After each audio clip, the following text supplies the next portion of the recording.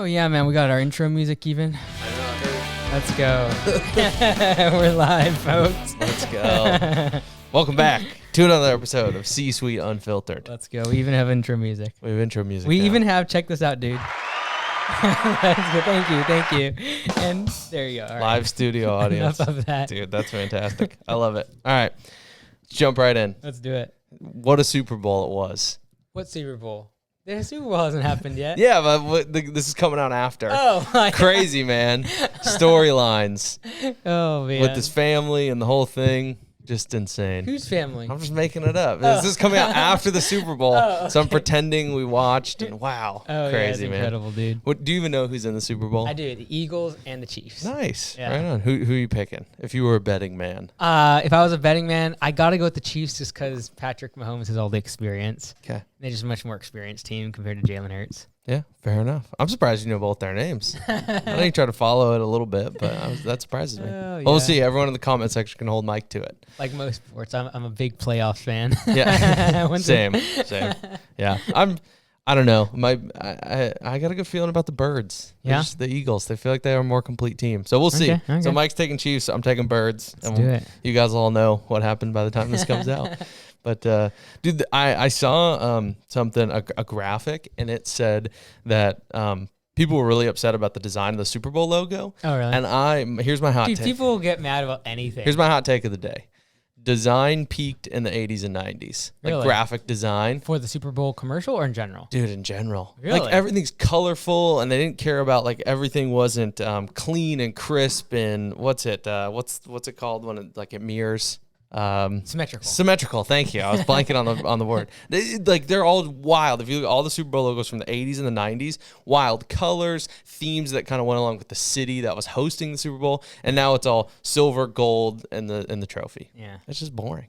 Yeah. Boring. Well, I know, but that's the Super Bowl. In general, I think I like more modern design. Yeah, I mean, I think in general I do too, but I'm just like, dude, the 80s and 90s logos were wild, and now like for the last 13 You're years, nostalgic. That's why. I am a little nostalgic. You're nostalgic. Yeah, but like since 2010, it's the exact same logo. Yeah. Just a slight variation here or there. Yeah, yeah. The biggest variation was in whenever it was the 50th Super Bowl. Yeah. And they put a big 5-0. Hey, Anyways, dude, budget cuts. graphic design, am I right? Someone probably got paid thousands of dollars or tens of thousands or hundreds of thousands of dollars to do it. Oh yeah, totally. Ad space is insane too in the Super Bowls. Yeah. Did you see Mr. Beast? He had a tweet about Super Bowl ads.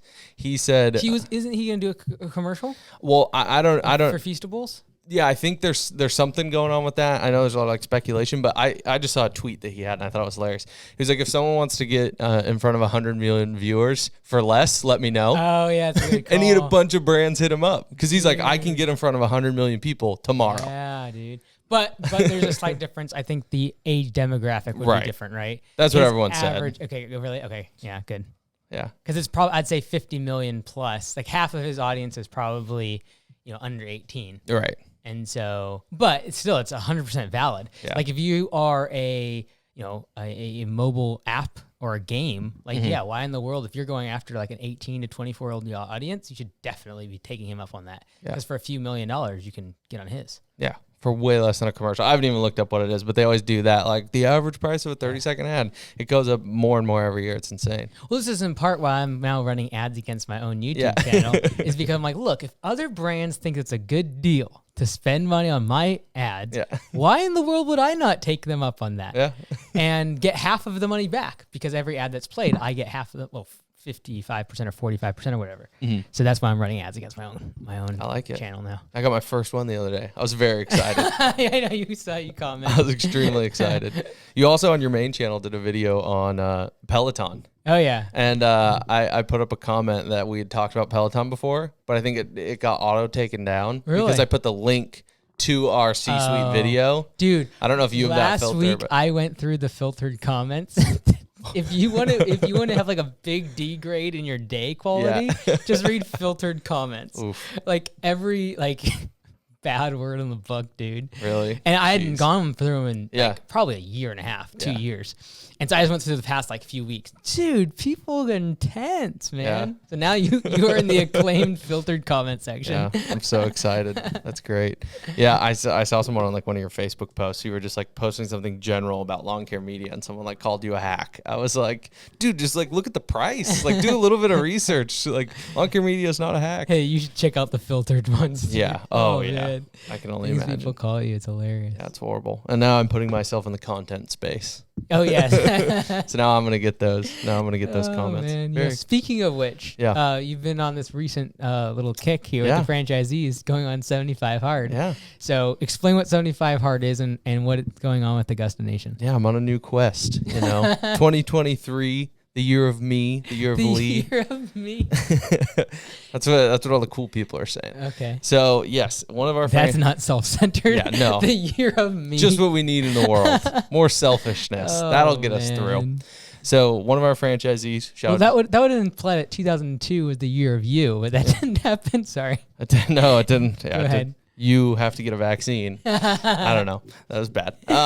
Dude, you just got demonetized. 100%. We're going to get the COVID warning on the YouTube video. Let's go. Oh, I'll make it. So one of our franchisees named Dave Reynolds, awesome guy. He runs marathons, like very into fitness, whole nine. And he's like, all right, guys. He posts in our private franchise group for all the Augusta Nation. And he goes, all right, guys, I'm starting 75 Hard on this day. Like, let's get after it this year. Who's in? And I saw the post. I thought about it. You thought about it? I thought this was an instinctual thing. No, it wasn't. No. I genuinely like took a step back. I saw the post. I was like, I'm not going to like it. I'm not going to comment. I'm going to do a little research. I'm not going to like or comment. I want to. Why can't you like the post and not commit to it, bro? No, I don't want to. No false flags or anything. I want to be committed. So I did some research. I've heard about 75 Hard before. I feel like most people have. But if you don't know what it is, it's a workout program, a mindset program, whatever you want to call it. I don't know who created it. Do you know off the top of your head? Not Lee. Fitness guy. No, it wasn't a fitness guy. Really? It's like a motivational dude. Oh, okay. Not Brad. Is it Bradley? I forget. Oh, really? Another guy like Bradley. I forget. Okay. Motivational fitness kind of deal. Yeah. Okay. Well, anyways, motivation, fitness, mindset. So basically it's for 75 days, you live hard. And what that is this is kind of the biggest one, 2 45-minute workouts. A day. So this is every single day for 75 days. If you miss one, you restart. Yeah. So if you miss a day, you restart. So you don't get your 75 Hard badge. One of those days, or one of those workouts is outside, and one of them is inside. Correct. And the outside one's the killer, especially in winter. Yeah. So 2 45-minute workouts, one outside, one inside. Doesn't really dictate exactly how. It just has to fill the full 45 minutes, elevated heart rate. But it can be cardio, it can be weightlifting, it can be whatever. So that's kind of step one. Number 2 is no cheat meals or alcohol. Which pretty easy for me, honestly.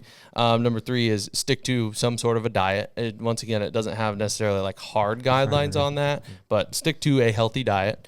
And then you have read 10 pages of nonfiction a day. Yeah, I gave up right there. Yeah. Read 10 pages of nonfiction a day and then drink. It's nonfiction at least. Nonfiction. Reading is just horrible. Yeah. And then drink a gallon of water every day. I think that's. Have you done the gallon of water? Yeah. That's really helpful. That's probably the easiest one for me. Really? Yeah. Yeah. I already drank a lot of water. I don't drink a lot of soda. Like I like coffee, energy drinks, but I don't drink anything other than maybe coffee, energy drinks, and water. I think for someone that isn't good at like exercise and the nutrition side, just doing the water thing and then focusing on hours of sleep per night minimum, just those 2 things would be very helpful. But yeah, I could not do the reading thing, and the 2 times a day, 45 minutes killer, because that means you're showering twice a day. Yeah, that sucks. So really, in all honesty, if you're going to the gym, you're looking at 3 hours a day. Because you got to drive there and back, shower, the whole nine. You're looking at 3 hours just to working out. Then like you got to do the meditation. Then you got the 10 pages of reading. Like let's call that 30 minutes. You're literally committing 5 hours a day to that program. Yeah. Which is great and all. Yeah. But it's like, it's only like 20% of your day. It's like, yeah, but like that's like most of a work day, bro. Yeah. So I could never do that. My workouts are 20 to 30 minutes, tops, 1 a day, max. I just did about 12 minutes of squats before you got here. Let's go. Probably kind of smells like that right now. Good. It's an all-purpose studio. Fitness studio, podcast studio. Yeah, dude. Living room, kitchen. So we're weekend. I say we because it's a group of us. Yeah. That all you have a opted WhatsApp in. group? We have a WhatsApp like 20 group. people? Yeah, kind of encouraging each other, like 15, 20 people. Dude, you know what would be so fun is to chart their progress in their business compared to non-participants. like year-over-year data for people that do 75 hard versus not. That'd be interesting. That would be interesting, bro. I like that. We need a full-time statistician at Augusta Nation. I would love that. Yeah, I had a meeting with Liz and Lonnie over at the command center, and I was like, "Can I just get like some summation of some stats?" And they were like, "Why?" I was like, "It would just be really helpful, especially for sales calls." So, but yeah, 75 hard. I saw this quote that it was like, if people say it's not that hard, they obviously didn't do it correctly. And I'm a week in, and it's tiring for sure, like on my body. I didn't substantially work out before, like walk the dog, walk with my wife, like never was working out like hard. So I'd say that the first couple of days, the soreness was really hard. But honestly, like the no cheats and no alcohol, super easy for me. Gallon of water a day, pretty easy for me. The workouts, it's more just making the time and being committed. So I'm waking up at 5 a.m., busting out. I do the outdoor one at 5 a.m. I just get that over with. Yeah. So I just go. I'll do things outside, like I'll push up, sit up, stuff like that. But I'm mostly just run, jog, Good walk. for you, dude. So trying that, and it's honestly like I hate being like it's not that hard, but like I think. I'm just gonna be honest. We're in a safe space. One weekend. I'm 1 week in. 10% of the way. They're not so hard. I'm 10% of the way in, but I think for me, it's like this is a safe space. You know, we dude. normalize talking things you're good at. Yeah, dude. I think the producer's not here. You can say whatever you want. I'm very strong mentally. Yeah. Like I'm a very mentally strong person. So for me, I'm like, I wake up at 5 a.m. I'm like, do I want to do this? No. Am I going to? Sure. Yeah. And I just get my running shoes on and I go. Yeah. Right. So I'm excited. I think I'm going to push myself more. I did maybe take it easy. Like my first couple of days, it was like a 45-minute like fast walk. Right. Because like I'm just very out of shape. So yeah, I don't know. Dude, good for you, man. I'm proud. I'm excited. Thank you. Let's go, dude. Yeah, down a few pounds already in a week. Already noticing a little difference. Hey, you on stage at Landscape Summit, everyone's gonna be seeing whether or not it paid off. I know.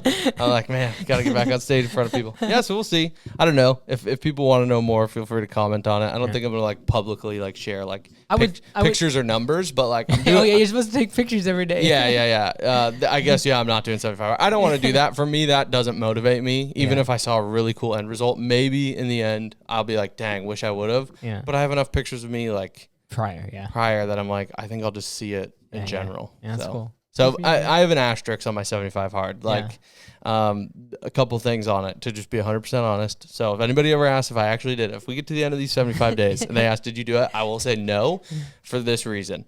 One, I'm not taking the pictures because it doesn't affect me. For me, if it's about your mindset, I don't need to see a physical like representation of myself. Like I'm doing this for me, and whether my physiology changes, which it will, I don't need to see a picture of it. Yeah. And two, your anatomy will change, your physiology won't. Sorry, well, my bad. I don't know, dude. I don't know. I have no idea. What's physiology? Physiology is like kind of like how it works, like the dynamics, okay. And then the mechanics would be the actual anatomy, like fat and tissue. There we go. I don't know. No, I love it. I'm trying to learn. And the second thing, people will drag me for this. I could care less. I really enjoy reading nonfiction, so I'm mixing it between fiction and nonfiction because fiction's harder for me. And so if you're trying to be 75 hard, I feel like I'm actually harder than everyone else. I enjoy nonfiction. I struggled today to read a Slack message that was 5 lines long, and I caught myself reading the first few first few words in the last one. I was like, okay, like we really need to step back and be able to read. But dude, never 10 pages, man. So I'm mixing it up. I'm doing half nonfiction, half fiction. Cool. Fiction is a challenge for me, and I want to get better at it. Like I've always off and on read biographies. Like I'm working on 2 biographies right now. One Ulysses S. Grant, one John Adams. Like just historical American figures. Next one up is going to be Bob Iger. His book on working for Disney. Now he's back at Disney. Yeah. Shout out. Yeah. But it was like his ride of a lifetime book is what it's titled. So I enjoy those already. So for me, the fiction side is actually harder, if you will. So that's cool. That's what I'm doing, dude. I'm excited. I think the biggest benefit is the camaraderie of the group. Mm-hmm. That's what keeps people in programs like that. And so, I don't know if I've said this in other, dude, you all got all the exclusive stuff. I love it. Yeah. So we're going to be releasing Built for Business. Yeah. Did we already talk about this? We touched on it last pod, but you didn't really go too deep into it. Yeah. Like it's going to be a 52-week program. Mm-hmm. Like it will be like by the end of it, you will be an athlete. Like that's the level we're trying to shoot for. Nice. So, but it'll be built for business. It's going to be very scientific how we're building it. Mm-hmm. I'm doing it with my trainer, Christian. I'm doing the program now too. Cool. So I don't think you'll see as much before and after with me because like I still like cardio, so I won't pack on a lot of muscle. But it will be more like a not bodybuilding, but like you'll gain muscle, and then you'll stay shredded 2 days a week doing some cardio. Nice. But yeah, dude, I'm looking forward to it. Nice. It's gonna be good. I'm gonna launch it to everyone, hopefully. And I don't think like it's the main reason I'm doing it is to actually retain Christian as my trainer, because he has a lot of skills and abilities. I wanted him to be able to fulfill those. But then I also do think it's gonna be helpful for business owners that need someone accountable. Like I have to take pictures of everything I eat. Now that seems horrible, but it's way faster than like going on a calorie counter. And like MyFitnessPal or whatever, and like finding your food and doing calories. Just take a picture of everything you eat and send it to someone every single day. Guarantee that it'll help you. Now, if it's your trainer that's going to look at all of those, it takes it to a different level. Like, oh, snap. It's 1 a.m. Where do I really need to eat this? Do I need the cinnamon roll right now? I have to send a picture to my trainer of my food at 2 a.m. Yeah. So it's been helpful. And then like the training is just spot on. Like he's just nailed it. So nice. I've never had a trainer. And so in full disclosure, I'm doing the training with him because I want to make sure like the program is good. I've just never had a trainer. It's phenomenal, dude. Like that's sweet. I'm going to get in the best shape of my life. That's clutch. And then it's 25 to 30 minutes a day. Yeah. Because like that has to be for me. Like I'm not doing 45 an hour. It can't. I just can't. Like even 45 minutes a day with 75 hard. It was one day. I don't think I could do it. Yeah, for me, the 75 hard thing, it's more like because there's the camaraderie of that group, that's what's going to give me like the additional push. Because I was like, all right, some franchisees are doing it. Yeah. And like these guys are pushing themselves. I want to kind of prove to them and to myself that like I can do this too. And I want to push myself with these awesome guys. Yeah. Right. So the group of them, we're motivating each other, right? Like this morning, Nick Snedden up in Nepean, Ontario, posts a selfie. Snow. My dude is running in like 4 feet of snow. And my response was, they're built different up north. Like he's an animal, and like that's cool. Like so, like I'm encouraged seeing him getting after it. I'm like, okay, me waking up at 5 a.m. and it's a little misty outside. I'm not gonna complain when I know he's out crushing it in the snow. Let's go, dude. So I want to get to like that level where it's just I've created a habit where now it's like every day I just do 45 minutes. Yeah, and I feel good about it. Yeah, it's once you create the habit of healthy living and like working out every day, it is so automatic. Like I almost feel like the weirdest thing if I don't work out in a day. Yeah, like the weirdest thing. And you feel like a slob, and it just tears everything else down. So like it becomes super habitual. All right, we're getting really deep into 75 hard. 17 minutes in. 17 minutes in. Yeah. I did have a question for the viewers. Maybe this is better at the end of the pod or at the beginning because viewership percentages. But when would you guys like to see it released? When should I release the pod? I don't think it matters, dude. Okay. I've just been trying to do midweek. Just post it. Yeah. All right. I've tested this so much, and I look at other creators that like play with like the timing of it and everything. Dude, if it's a good video, people watch it. If they want to wait till like tomorrow night, they'll put it in their watch later. Fair. It's just got to be good content. Good to know. I just didn't know if like for the current fans, they have more pull. Right, our current viewers. Yeah, but think about if they like the content and they're like, oh, we want it on Friday evening. If you have it done and edited on Wednesday, if it's good content, don't you think they'd want it sooner? That's fair. Right. Okay. Good to know. See, this is what I'm learning. Media team, I'm telling them, like, look, guys, when we're done something, we post it. Yeah. That's it. Yeah. So, light transition, if you will. Right. I honestly didn't have a ton prepared. I wanted this to be more free form. Okay. Now, this is just a question. Yeah. Is business... As a business owner, is business supposed to be fun? Your reaction? It can be. Whether it's supposed to be fun, it just depends on what your objective for the business is. Like if your objective is to have fun in the business, that's fine. Just realize it's going to come at the cost of probably financial, potentially other things that a business, like why are you starting the business? That's the whole point. So if the goal and objective of the business is to have fun and you're like going to travel the world and start the business in order to fund that fun, then that's fine. But I'd say for the vast majority of people, the reason you get into business is because you need to provide for your family, you need to just pay the bills, etc. It's unlikely that having fun is going to be a part of the equation for the first few years, especially because you're learning so much. The rapid rate of educating yourself and figuring things out and breaking things is high enough to where it's not fun in the macro, but in the micro, like there's definitely, even when you're new, like getting a new truck, super fun, right? Yeah. Getting new equipment, like putting it all together and like organizing things in like a new shop, that's fun. And so I think as you develop as a capitalist, you start looking at the business more from a numbers perspective. And if that's what you're optimizing it for and not optimizing it for fun or lifestyle, then you just look at business a little differently. Yeah. Taking it a step deeper now, I want to get deep here. Okay. Do you feel that having fun has been a factor in your success? I think outsiders looking in, I would say you're a success right now. Like you could sell Augusta, you could hang it up and walk away with a nice paycheck. Like you were successful. Do you think having fun has been a factor in your success, or have you ever even thought like about having fun? I don't think about having fun. Fun doesn't appeal to me a whole lot. Like I know I'm just a little bit strange that way, partly because probably I went to school at college. Like I truly believe like 90% of people they go through in their life is like geared up inside of them during their childhood. And like the way you're made up and the things that you like and don't like and the way that you said like I just get out of bed and like I just do it. Like that's ingrained into you from like parents and like the way that you're raised and like time to go to bed. It's like time to wake up. That's usually probably more rigid in your family, I would imagine when you're younger. And so those are the type of things that I think about because like when I think about fun, like it doesn't cross my mind like I need to have fun today or I didn't have fun. Like it doesn't even cross my brain. But I also realized that from the time of like 13 to 18 when most people are having a lot of fun in their life, I was literally grinding my face into textbooks and like not even thinking about fun. I was like, how did I get an A in this class? And that's all I cared about. And I didn't want to go on the weekend. I just want to get an A. That's all all I cared about. And so, everyone in hindsight usually says they wish they had more fun, right? I don't look back at 13 to 18 like, man, I wish I would have had more fun. I'm thrilled that I got school out of the way so that when I hit 18, I wasn't going to college. I'd already figured out I didn't want to be there and proven that like I'm good at it and I still don't want it.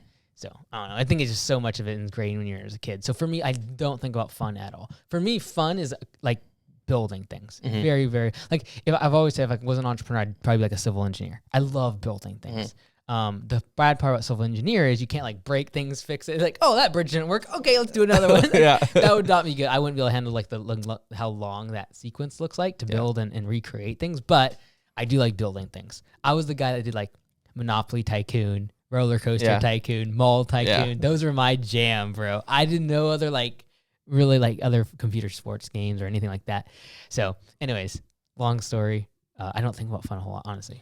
Yeah, I think your idea of building a business is fun, though. True. I think that is whether you're thinking about having fun or not, right? You're enjoying that process because business is building and breaking and fixing and moving forward. So I think you're having fun subconsciously, if you will. I think the fun as framed by what society would frame as fun is probably what I'm lacking. But yeah, 100%. I get more quote unquote enjoyment, fun, fulfillment, whatever you want to call it, out of building the businesses and figuring out complex issues. Like today, like the city calling and being like, you're in violation of these codes. And I'm like, oh, it's sick. I got to figure a way around this and like call people. And like that to me, like, even though it's like the worst thing ever, like it ruined my day yesterday. Figuring out a solution to that somehow over the next few weeks will be super cool. But in the micro, it's not fun. It's just fulfillment. I think fulfillment's a better word than fun. But for some people, riding go-karts or going and playing golf, that is their level of fulfillment. So I think fulfillment's a better word, better thing to chase after than having fun. Yeah, I would subscribe myself to the thought, and this is oversimplifying it, work hard, play hard.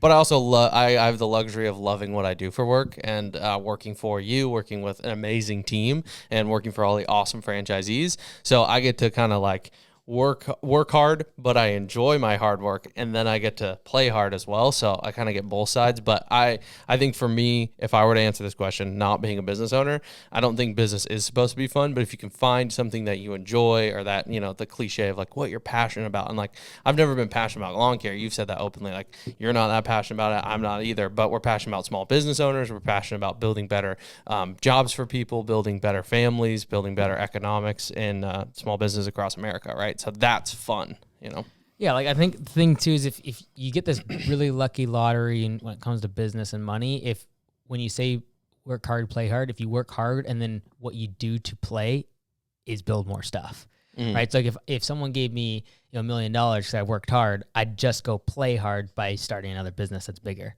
right? So like now it's like I've worked hard building Augusta. And now it's like, okay, the mission of Augusta is really big. In order to do that, I can't just do franchising. I've got to do these, vertical integration of all this other stuff. So I take that money and I'm like, okay, let's go play by doing other bigger things. And so when you have the ability, like I truly believe Elon just loves engineering. Like he would do it for free. Totally. And he would do it in his sleep and he'd read books about it. It's like Warren Buffett. He read about the market and stocks for fun.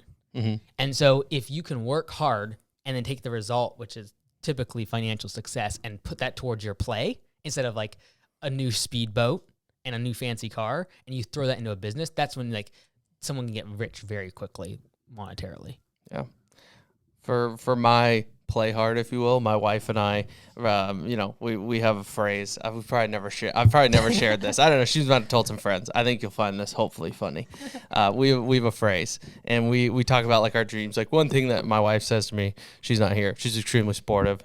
She's very supportive. 75 Hard too. So I couldn't do it without her. Just giving her the quick shout out. No. She's doing a different program, but it's time's really hard for her with school and job and like the whole nine. So, but she's doing kind of her own version. She does a lot of the like walks, jogs with me. So, cool. But a phrase that we have is when we talk about our dreams, we dream a lot. Like, it's fun to dream with your spouse. I think just like talking about like what you could do in life and where you could be in 20 years, 30 years, 50 years, whatever. And the phrase that we have is horse money. We say when we have horse money. Because she likes horses, right? No, she doesn't like horses. Neither of us like horses. Oh. We're using it in the sense you have so much money, you can just buy a horse and just look at it. Like rich people have just like horses. It's like living art to them. Man, they just have a stable. So funny. They pay someone to work the stable, and they just have horses. So that's going to be my new story. When you buy a horse, I'm like, Lee thinks he made it. Lee made it. He's getting soft. Yeah, dude. Horse money. It's like you have so much money and you don't know what to do, so you just buy a stable and some horses. Man, it's horse money. That's hilarious. For me, that would be like a private jet. That'd be the equivalent. Yeah. You can get your horse. I'll get a private jet. It'll be great. Yeah, they'll be banned by then. We're going green, dude. Oh, horses, totally green. Gotta love it. People that like are so rich, they just have horses. They don't ride them. They don't groom them. Like they just look at them. I think horses are like majestic creatures. See, for me, that's like clutter. That's like literally another form of clutter. Like buying things that don't have a utilitarian purpose is like that's horse money. I have so much money. I'm just gonna buy a horse. Why? Man. Because it's awesome. I own a horse. Yeah, because it's awesome. Like I just own a horse. Hit me with it. There it is. Yeah. Right. Buying a horse, dude. It'd be awesome. I don't know. Back to the question about having fun in business. Yeah. I want to have fun so I can buy a horse one day. Okay. I'm not even a horse guy. Yeah. I'm not even gonna ride it. Just gonna look at it. We could arrange to take a picture. You could rent the horse. Yeah, I want like you could do like a ride sharing program. Yeah, dude. Or like an after school program for kids. Horses are expensive, and I'm just like, just doling out the money. Oh man. No, if having fun wasn't necessarily a factor in your success, like you have fun while building, but let's say, you admitted like having fun was not necessarily a factor that you thought about that helped lead to your success. Mm-hmm. Is that correct? Yeah. So what would you say what are some of the biggest factors to your success, like continued success? And I got a couple of examples, but well, it's just how dark do you want to get? Like it goes probably insecurity, probably like, feeling like you could lose everything, feeling like you need to be able to give back to your family. Like you go really dark on it. That's honestly, in my opinion, most people that are driven to the point where they make so much money, they don't really need more and they still feel an urge to make more of it. Mm-hmm. They don't spend it on horse money, but like getting more horses. Yeah, dude. I think it's a pretty dark side actually if you tear it all back. But like duty and obligation, like I feel very much that way, especially because like I feel like there was twice in my life specifically where I either died or came close to dying. I shouldn't say I died, but like I blacked out when I drowned when I was a kid, and then more recently when I was stuck on the truck. So like I feel very much like I'm always living on borrowed time. That's why like I don't treat myself very well when it comes to, like sleeping and stuff. It's like, look, like if I pass out because I'm not sleeping right, like this is like kind of like extra. This is like the extra sauce, So, and that's why like even I was talking. This is a big turn, sorry. But talking to Service Autopilot CEO the other day, I'm like, look, it's gonna be tough to compete with me. Like I don't have anything to lose. I don't feel like I need to be here in 10 years. I don't need to make a bunch of money. Like it's just gonna be tough to compete with me. And that's just I like living like that. Yeah. And so like I'm probably driven mostly by things like fear, 100%. I've been pretty honest about this in the past, but like I'm definitely afraid of being poor. And it didn't matter. It wouldn't matter how much money I have. I would always be afraid of that.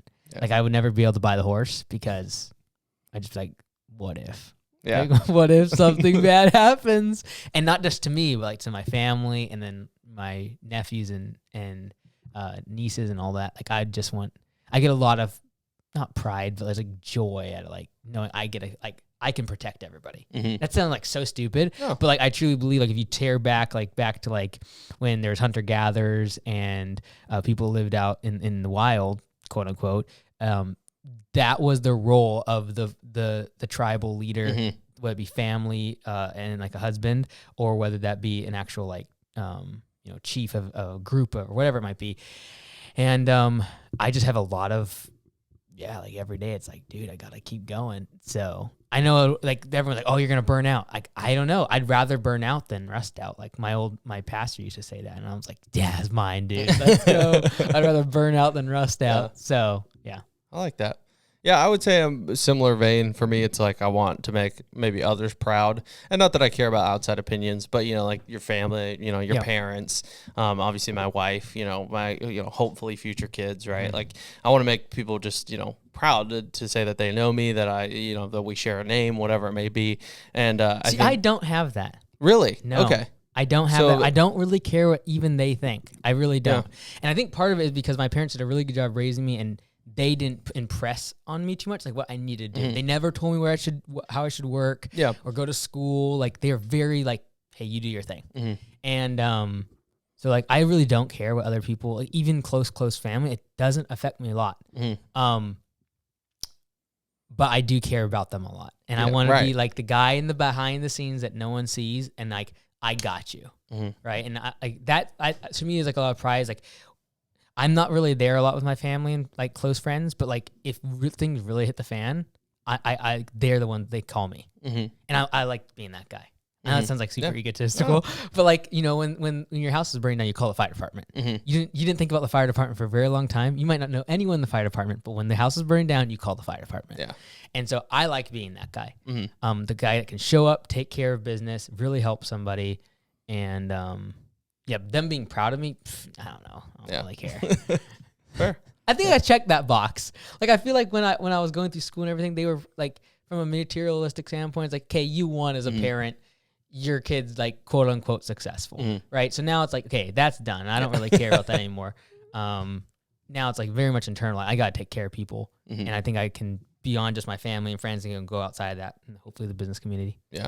I think my statement of wanting to make others proud of me stems from being a provider as well. Like I want my wife to be proud of me, and like one thing that like pushes me to like work the long days or try a little bit harder or, do one more thing before I clock out is like, I want my wife's life to be easy. Security. Like I want our kids' life to be like set up, right? And that's where like I want to push extra hard so that like she can be proud or my kids can be proud that like I worked hard to provide that for them. So as a provider, I think is where my like pride comes from. Yeah, the same way that like back in the day, if you were sleeping under, in the woods, you would have been the one that like made the fire bigger to make sure there was no predators coming after your kids, right? Like you would do that in order for them to feel safe and secure.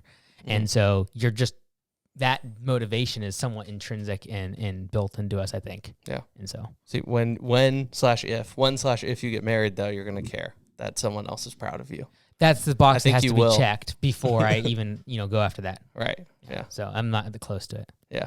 Not close. Give me a time frame. Time frame? Dude, I think when I'm like 40, I'll be really ready for like the next chapter. 40 and bald. But see, this is the thing. Yeah, I'll be bald by then. I'll probably shave it all off. But like, or just have a hair transplant and just, there you go. Horse money? Yeah, I'll take your horses, put that in my hair. Hair money. Hair money. Horse hair money. Yeah, horse hair money. Oh, man. Yeah, I like 40, I think, because like I don't want to be super old, but I also like really think that kids that keep you young. And so if I'm 40 and then I have kids that say 45, that means like they're graduating and I'm like 65. Yeah. That sounds appealing, dude. Really? Yeah, dude. Seems kind of old. I know, that's what everyone says, but I kind of like the idea of like having younger kids around when I'm older. Because otherwise you're old and now you're dealing with your kids that are grown up and their grandkids, which is totally fine. I want the grandkids when I'm like 90. Yeah. Keep me young, so you're just the old grandpa. Yeah, dude. Just keep running hard. Dude, that's cool. I respect it. I don't know. I just feel like, we've talked about this before, but I just I would not be able to do what I would feel is required to have a good relationship and do what I'm doing from a business. Like, there's no shot in the universe. Like, look at this past week. I would have been divorced 10 times. Like, I'm just saying, like, no one would want to be around me. Like, I get grumpy. I get on edge. I don't sleep very much. Like, last night, could not sleep. Like, I literally woke up, just made a video. The video posted this morning at 5. Yeah. I finished around 2 o'clock. Nice. And so, like, no one's going to handle that. Yeah.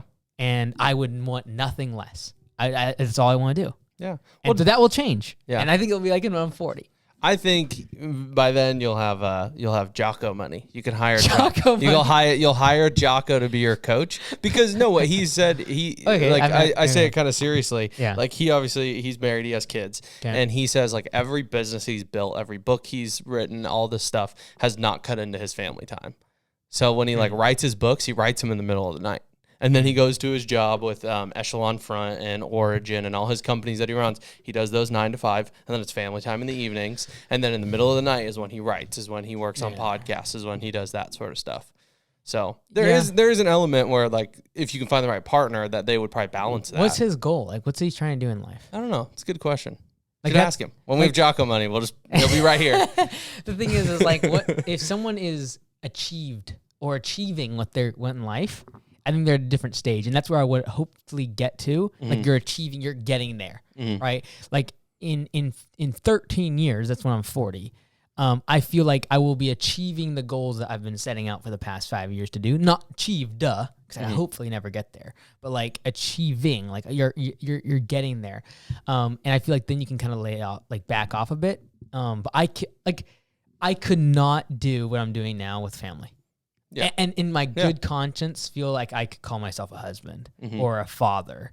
Like, there'd just be no way. Yeah. And so I want to succeed at that. Like, I really do want to do well, and I just can't split my attention. Yeah. From like I'd just be I'd just be tough, dude. So I don't know. Like, maybe that's perfect. You know, Jocko nailed it or whatever, but I don't know. I like the flexibility. I have 2 places to live. No one's gonna like that, you know. And being able to do stuff in the middle of the night, you know, I could just I don't know. Like, it's just tough. But I'll figure it out. I'm not, like, pressured to. I don't feel like I need to right now. Yeah. When you have kids, I know this is way on the front. When you have kids, you can have a TV in the house. No, not a chance. Any iPads? Anything? Oh yeah. I want them to be tech literate, but definitely not a TV. Okay. I don't like. I don't like something there. Like, I don't have a TV in any of my houses. Yeah. You know, phones are one thing, right? But, like, definitely my kids, no. Like, hard no. When do you think you'd give your kids cell phones? I mean, now we're looking 40 years in the future. It's gonna be totally different. If I was having kids now, I would say, like, they've got to have a use for it, right? If they're going to school in a public school system, I would want some sort of communication with them. But my parents were extremely conservative when it came to, like, me getting, and I'm technologically just fine. Yeah. Right. So I didn't get a cell phone until I went to college. Didn't get a Gmail account until I went to college. Went to my first college classroom. Like, you need a Gmail account. Like, we need to be able to communicate with you. I was like, oh.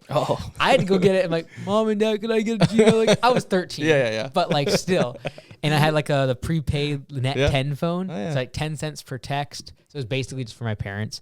Until I was 18. When I turned 18, I got an iPhone. Nice. That was before I went to Africa. They were like, hey, for your 18th birthday, we think you should have some sort of device to go overseas. Is that a 6? iPhone 6? 5? Got stolen when I was in Africa. Oh, sick, dude. I got an iPhone stolen when I was in Spain. Yeah, dude. The guy held me down in the bus. Oh, okay. I didn't get robbed. Yeah, no, it was robbed. Like, grabbed. Like theft. Yeah.